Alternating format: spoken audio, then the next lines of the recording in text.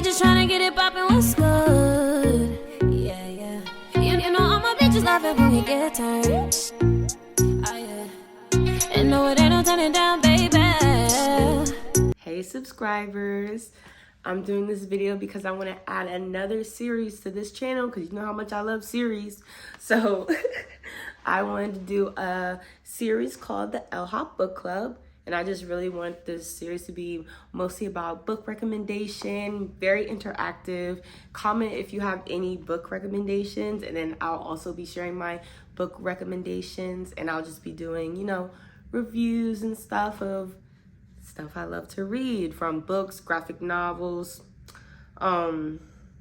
comics, any maybe like toon books or cartoon books, just let me know. Anime, definitely, or manga, any recommendations, put it in the comments. So today I'll be doing a little book review, a short book review of Queen of Exiles by Vanessa. This is a read that I really enjoyed, and I just wanted to share it with you all. And yeah, let's get started. So, okay, I have my notes here so I don't forget anything. And this review is gonna be, it's like gonna be like a summary / review. I want it to be very short because I also don't want to give anything away, no spoilers. I want to be able, you know, just to tell you how I enjoyed the book, just so maybe you're enticed to read it or want to try it. I don't want to spoil anything for you. You know, I don't like spoilers. So let's get started for real. Okay. So first, I'm just going to talk about the author really quickly. The author is Vanessa. She's an extraordinary writer. She has a lot of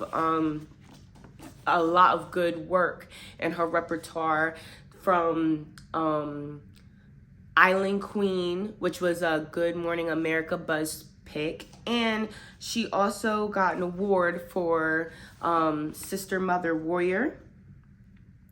And it's so funny because even though she has a bunch of amazing work in her repertoire, I had not read any of her books until now, and I am not disappointed. I'm so glad that Queen of Exiles was an introduction to Vanessa for me, because it really, like, it made me be like, okay, I have to read the other books. Like, I can't wait to read Island Queen and Sister Mother Warrior.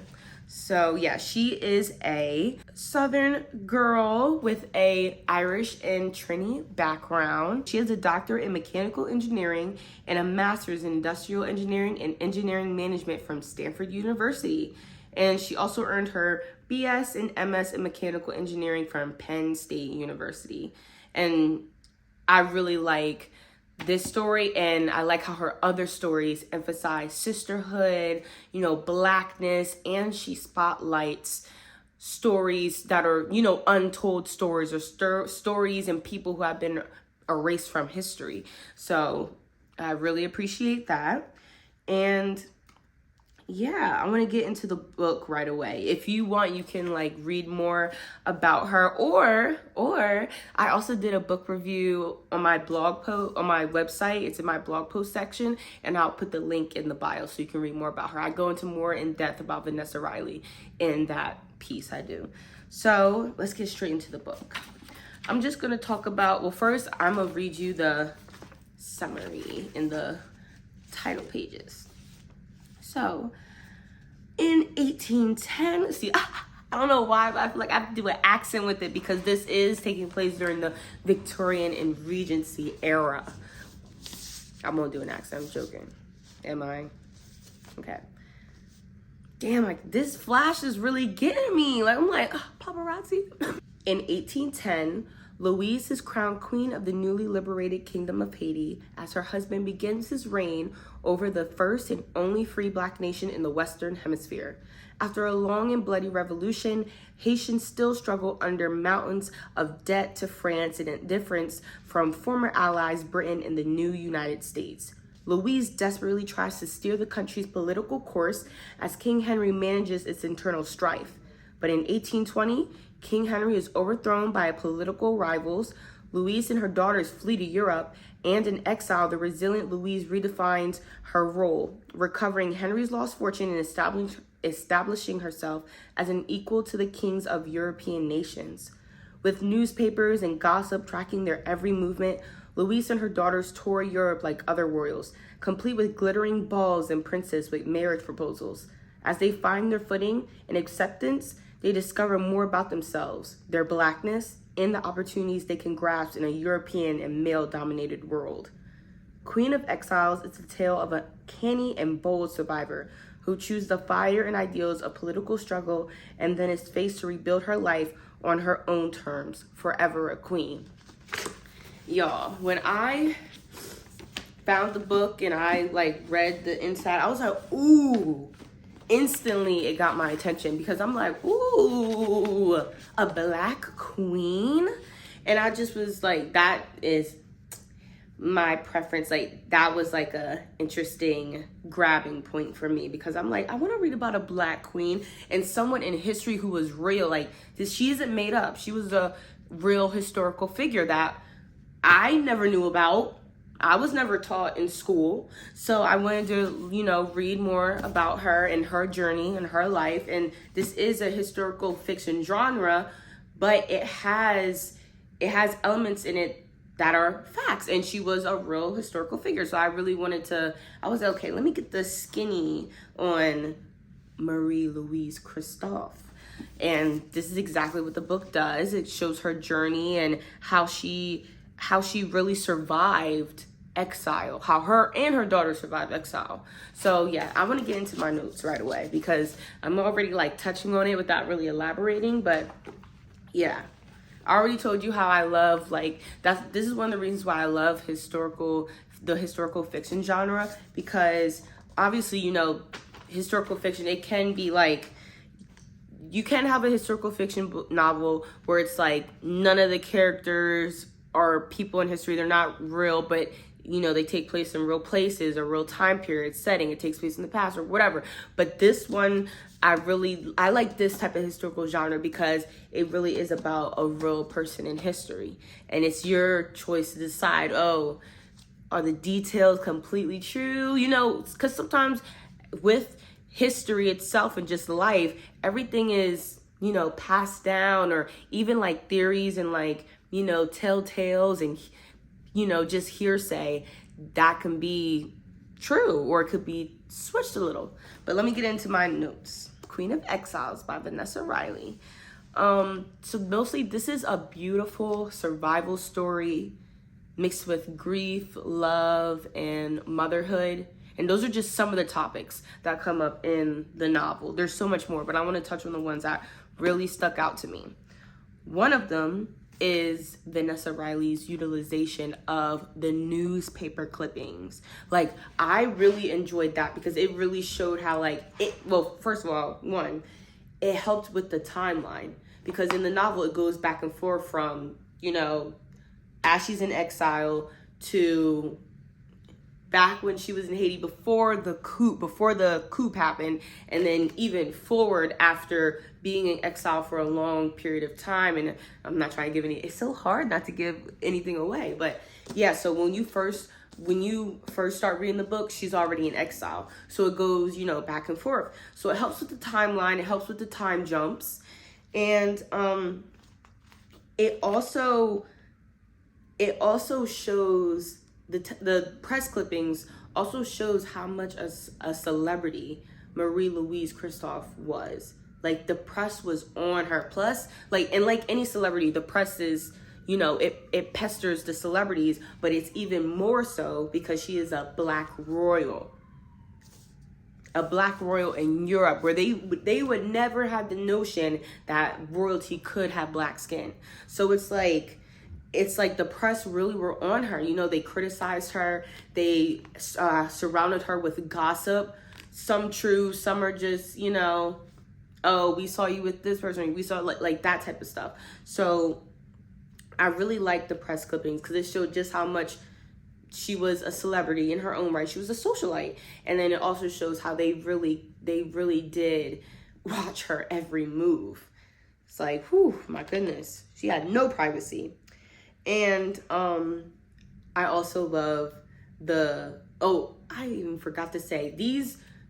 If it doesn't already is apparent, the newspaper clippings were real.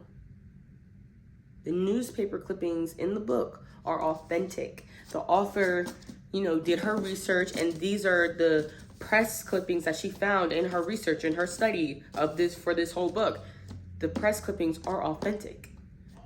So I really love that, and I love how as it really does well by accompanying the story and what's happening in the story. Because sometimes you can be like, I wonder if this really actually did happen. And then you read the newspaper clip and it's like, I guess it did. Or, the press could have made it up, or maybe just saw something and then put their own spin on it. But you never know. But it just shows that it was talked about, or it was something that was seen, or whatever. So yeah, I really like the authentic newspaper clippings. I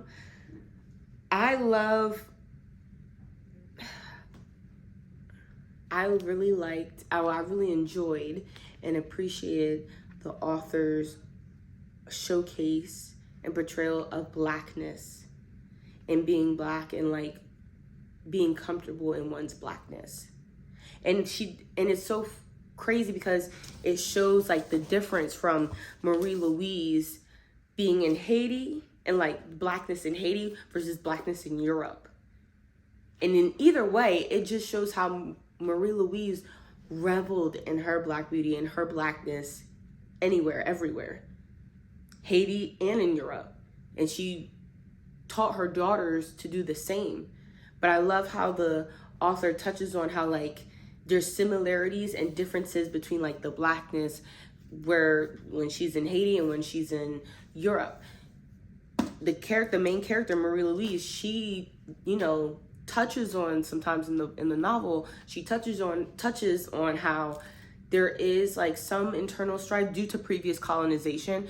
There is, some internal strife between like the island natives where it's like colorism and stuff like that, and like maybe like sometimes like due to colonization maybe going towards like European beauty standards. But then there's also a difference because you have people like Marie Louise's sister, for example, a large majority and portion that celebrate their Blackness and hold on to the traditions, pre-colonization and during this whole, like holding on to the traditions that are a part of them and that they love their Blackness. And it's just different because it's a whole Black nation who had a Black queen. And then she goes to Europe where it's completely different. It's a European white male dominated society, classist society, where they would have never thought royalty could be Black. Like that's unheard of. They still, they see Black people as inferior, subhuman, beneath them. And it's just very different in a way. They still have the colorism, they still have the racism, but it's so much more because she's not at home anymore. She's not in her Black nation. She's in another nation where they see her and they see how she's different. She has money. Obviously, she's dressed the way she's dressed. She's royal. Even the way she carries herself, but still see her as like, oh, servant, or slave. Like, you know what I'm saying? Like, they really like have the notion of how or what Black people are supposed to be, how they're supposed to act, what roles they're in. And she goes right in Europe and she twists that whole thing up. So I really love that and I appreciate that. And this is why I'm so excited to read some of Vanessa Riley's other books, because I know it really like celebrates and emphasizes Blackness and like, it makes you feel good. This book is for everybody, but obviously it hits a little different when you're Black, and it hits closer to home because it really just talks about Blackness and shows how her comfortability and how she says it multiple times in the book. My skin is just as beautiful as any light. Like she really like sits in her confidence, and I love I love this character for that. And then, let me go back. Okay, another thing that I really liked, and is also a topic in the book. Well, not just a topic. It's really like, it's one of the main core things in the book. But I'm gonna pair it with how I also love the newspaper clippings. Grief. How grief is portrayed. Like, she goes through a lot of heartache, and just, you know, her story. You heard the summary. She was exiled. There was a coup against her husband, you know, or a successful coup, and she's just with her daughters now in Europe, in a foreign land as an exile. She's not home. She's away. She's going through so much grief and all different levels of grief. But that being said, this goes into the connection with the newspaper clippings. The newspaper clippings show that just her alone stepping out and showing face and participating in European society just shows that she didn't succumb to her tragedy and her grief. Because one of the things, like, because after this book, I was doing like more research about her, and like, I think I've also watched videos of Vanessa Riley talking about like how they always portray Marie Louise as the very weary and, you know, often grieving widow. And like, she definitely was a grieving widow, and she did have grief, tremendous amount, and rightfully so. She went through a lot of tragedy, but that's not all that she was. That wasn't all that she was. And she didn't just surrender her life to it because she was a survivor. She was in survival mode for herself and her daughters. And so I really liked how, like, just from the newspaper clippings, it shows how she participating in these glittery balls, letting her daughters go to these balls and putting them in society. She was a socialite, and her participating in these things really showed that she was more than her grief and her tragedy. So I really like that as well, because I feel like that also is a grander topic as far as like the Black community. Like, when people talk about how like, oh, we don't want just the, like, this is going into movies now, but like, we don't want always just like the same slave movie or black trauma, Black tragedy, Black this. And like, we're not saying we haven't gone through that. We sure know that we would know, but we also are so much more than that. We're our love, we're our motherhood, we're our, so much more. So I really like that. And yeah. Oh, this is something I also say in my blog post if you want to read it. How I see Marie Louise Christophe when she is in exile in Europe is a rebel. And like, it's so funny because as the character, if you read the book, the character might not see herself as that, but to me she is, because she shook up the European high society just from being there. And that's why I see her as a rebel. She literally was at some of these events going toe-to-toe, face-to-face with political enemies who hurt her people and like standing her ground. So I really see her as a rebel in her own right because she participated. She didn't stay cooped up in the house. She couldn't because she also wanted her daughters to have a life. Excuse me. A chance to be happy. So, yeah. Y'all, I like this book. And I'm not going to say too much. I don't want to say too much. Motherhood also plays as a large topic in this book as well. I don't want to say too much. I just wanted to, do a quick review. Okay, I'll definitely wrap it up with this. I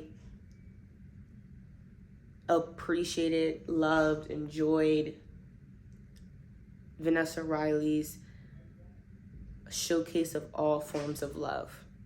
Like, you see in every narration of Marie Louise Christophe, it's the aura of a mother's love.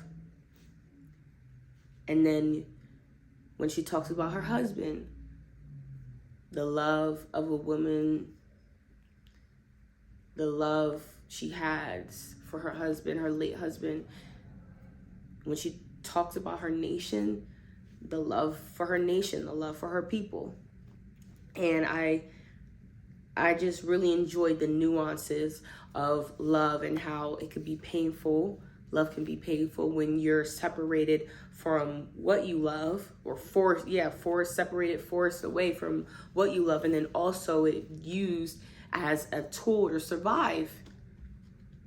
Very nuanced. So yeah, Vanessa Riley, thank you. I really love this book. I can't wait to read her other work. And yeah, I really enjoyed The Queen of Exile. Here, I'm gonna just do a little close up. Really good read. An extraordinary tale and an even more extraordinary historical figure. I wish I learned about her sooner. I'm glad I have now. And yeah, it was really good. Okay. Yeah, I didn't want to make this video too long. I feel like all my other videos have been kind of long. But I just wanted to do a book review. And my next read, you'll see what my next read is going to be. I haven't completely chosen yet because I've gotten some new books. So I just wanted to share this one with you guys first. But yeah. Thank you for watching. I hope you like this book review, this book recommendation. I highly recommend it. And yeah, stay tuned for my next video. Follow me on my socials or anything else to stay updated. And yeah, y'all.